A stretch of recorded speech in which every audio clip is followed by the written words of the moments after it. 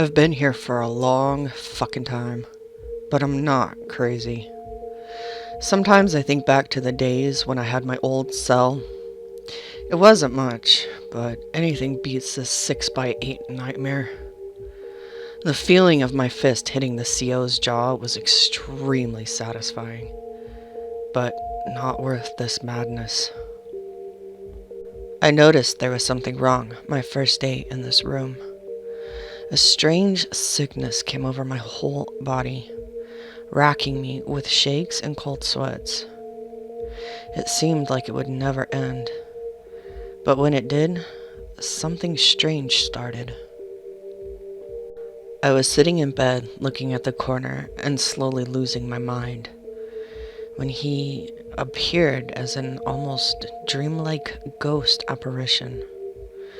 I told myself I was clearly hallucinating, but then the strange blur became more solid, but not completely. It took the shape of a man about my height and stature, but lighter hair. I reached out and my hand passed through his colored silhouette easily, and he made no moves to show acknowledgement, nor did he hear my words.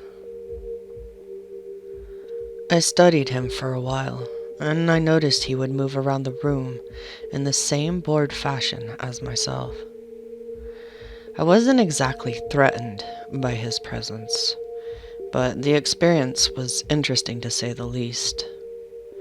He'd fade in and out some days, but most were the same. I often thought perhaps his spirit was stuck here in his personal boxy hell, and that made me fear for my own soul. I didn't mind the company, even if he didn't know I was there. Observation passed the time quite nicely. One day, I was snapped out of my trance by a guard's deep, muffled voice. "Peters!" My heart leapt for a semisecond, then flinched. Peters? Who the fuck is Peters? My last name is Smith. Yes, a voice startled me from behind, and I looked over to see my ghost friend's face lighting up. "Get ready, you're going back to Gen Pop," said the man fiddling with keys in the door. Peters jumped out of his slumped corner position and walked over to the opening exit. Before I was able to stop the swinging hinge, it slammed itself shut behind him. "Hey! What the fuck is going on?"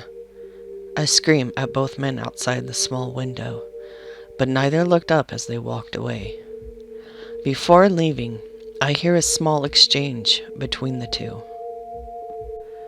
"Thank God, I couldn't do it any longer. That cell is haunted, man. Bad vibes." The guard huffed a short laugh and responded, "You might be right, inmate.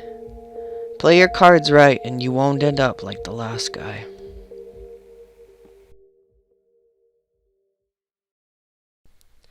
Thank you, spooks and spookettes, for joining me for this reading.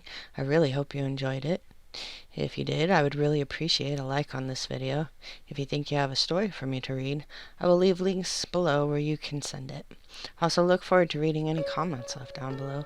If you'd like to join me for more, there's always a subscribe and notification buttons that would really make my day. If you're not ready to subscribe just yet, I hope you will check out my other videos.